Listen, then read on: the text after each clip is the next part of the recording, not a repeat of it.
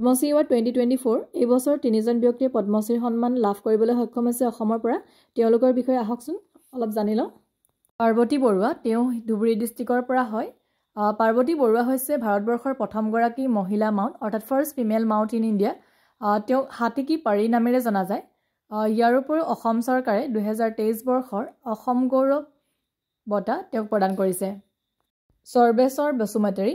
তেওঁ চিৰাং ডিষ্ট্ৰিক্টৰ পৰা হয় এগ্ৰিকালচাৰৰ কাৰণে তেওঁ 2024 বৰ্ষত পদ্মশ্ৰী সন্মান লাভ কৰিবলৈ সক্ষম হৈছে ইয়াৰ উপৰিও তেওঁক চিৰাংকা কৃষি চিৰাং নামেৰে জনা যায়